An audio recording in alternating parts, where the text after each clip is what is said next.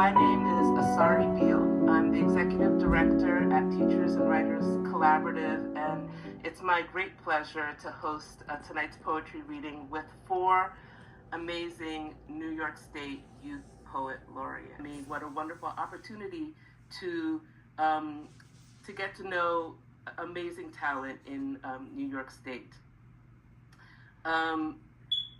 Each year, I've just been blown away by the young poets who apply for this program, and I'm so excited to be able to have this platform for our four youth poet laureates to share their work with you. So this is a multi-talented artist we have here.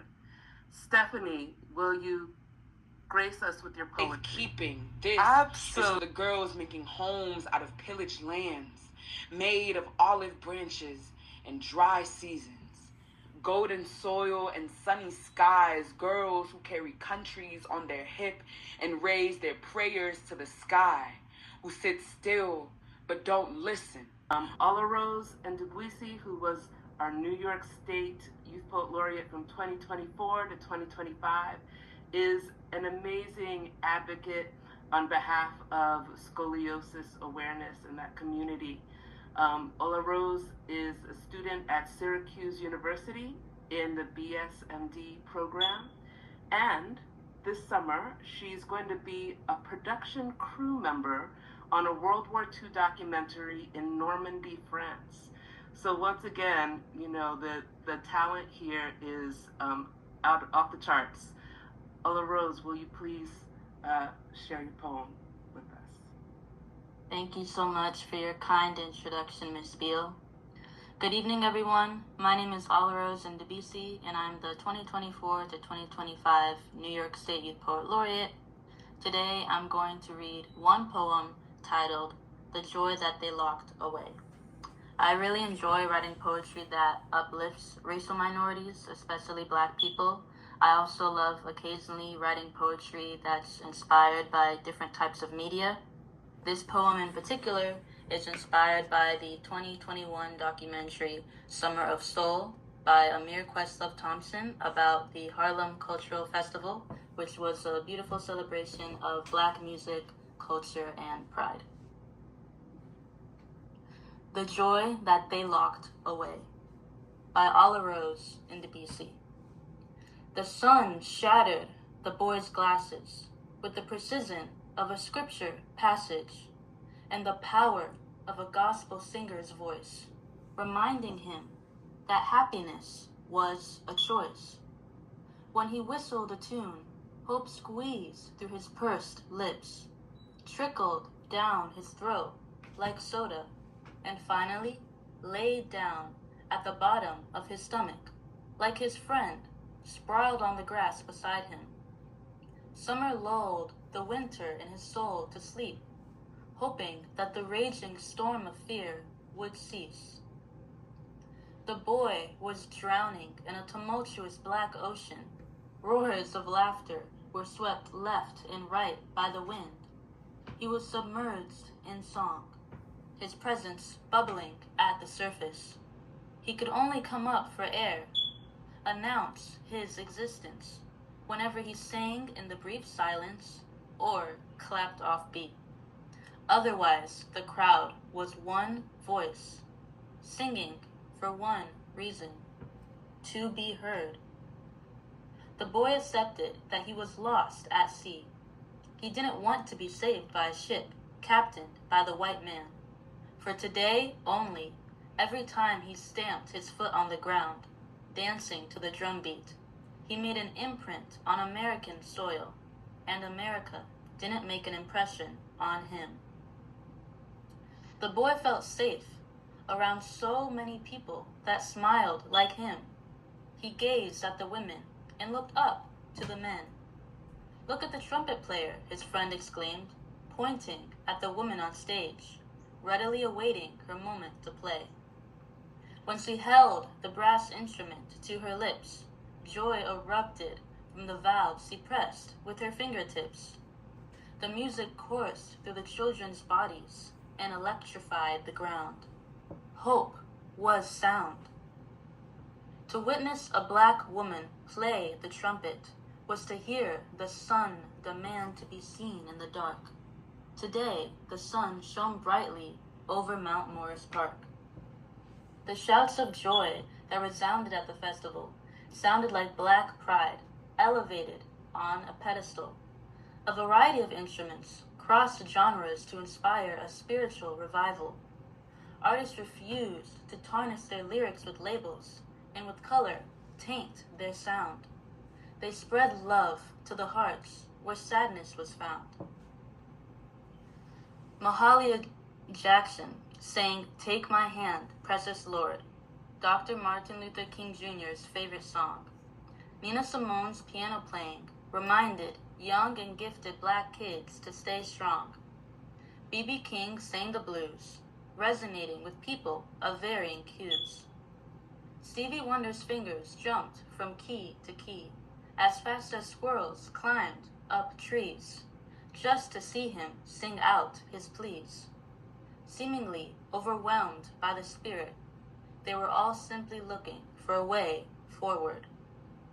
On July 20th of that year, a monumental moment arose that loomed over historical statues. The first humans landed on the moon.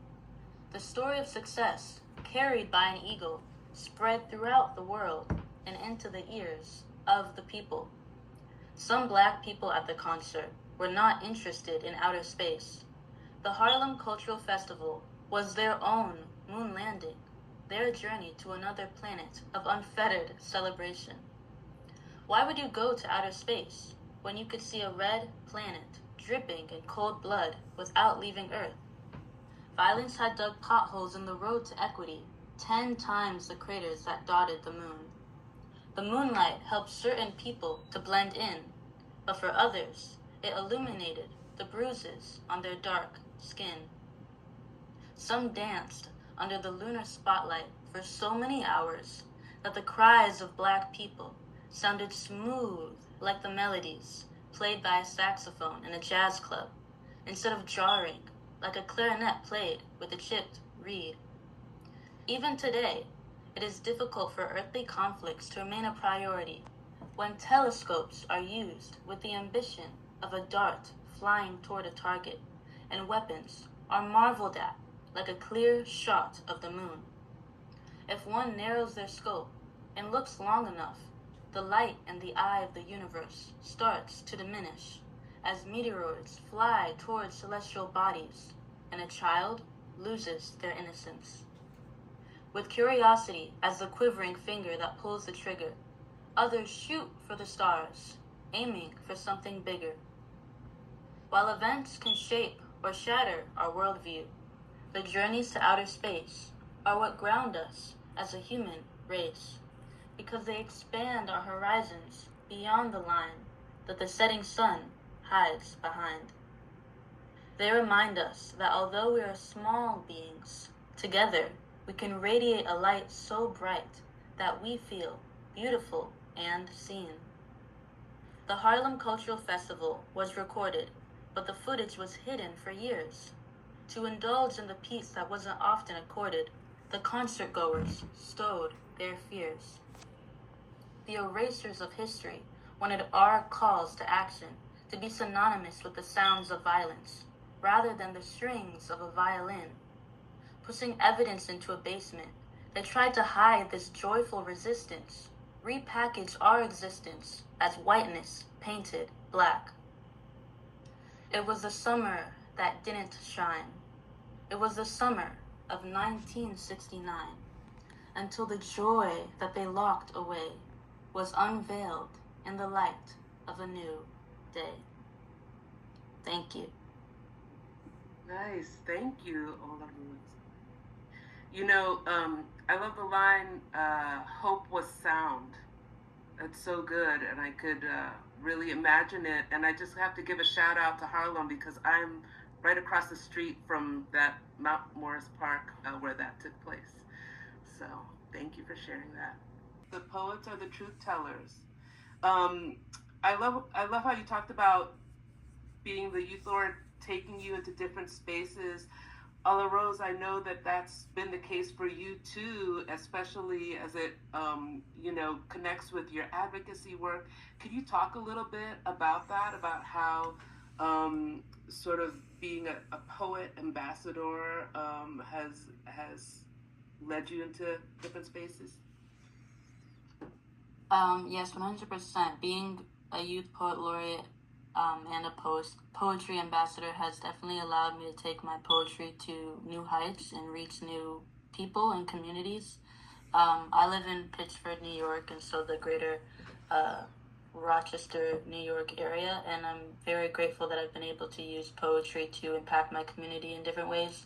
I think as poetry ambassadors, as youth poet laureates, we have, a responsibility and also an opportunity to spotlight the truth, raise awareness of issues, but also reflect the importance of poetry for personal self-expression. I think my poetry definitely, I won't say improved. I think I improved just as I continue to grow and practice, but I would say it took on a new level of depth when I started to write about my scoliosis. Scoliosis is a curvature of the spine. It's a medical condition that I have. I was diagnosed with it when I was 14, and it's caused me a lot of pain. But I've been able to use poetry to positively express myself and express what I've been going through, and I've been able to take this personal challenge and find universal, relatable truths in there that connect with other people. In Rochester, New York, I lead writing and art workshops for kids ages 10 to 18 to teach them about scoliosis and how they can use creative outlets like writing and art to positively, express themselves, which has been something important to me. And also just, I guess, having the title of, the New York State Youth Poet Laureate, it's a title that brings me a lot of confidence in my abilities as a writer, but I think it also allows other people to have confidence in me and my communication ability and my ability to get things done. It's definitely also helped me, to get into a lot of rooms where I'm able to make change. I have the Finding Scoliosis Kindly Project, which is a nonprofit project that I founded at age 15 to raise awareness for scoliosis. And one of the things that I've been able to do is the mayor of Rochester proclaimed June as National Scoliosis Awareness Month in Rochester, New York, in honor of the work that I did. And I've also been able to meet with other local leaders to advocate for changes to scoliosis screening guidelines. And I think something that helped me to get into that room is obviously my knowledge and experience with scoliosis, but also definitely the New York State Youth Poet Laureate title, because they've been able to see my poetry on scoliosis and how I've been able to use that platform in my poetry to connect with others. Yeah, that's so amazing. I love how you talk about it opening these doors for you. And I also really like what you said a little bit earlier about poetry as sort of this tool for self-reflection, self-examination. The 2025-2026 Youth Poet Laureate for New York was Vanessa New. Vanessa is another multi-talented artist, both a poet and classical mezzo-soprano. She's just finished. My arm splayed into your front. Your heart pumps. You wouldn't understand my strange associations. My finger ridging the horn of an Eid ram we killed hours ago. Cold, clear water lasering my thighs in Banja Luka. You tell me every day, every life will be the same. People die of inadequate emotion. Anyone would contort under your reflective eyes, your frictive lips, who unnervingly accept their want without question, would observe the encaustic light of the morning after, receive your hunger like tap water or resin.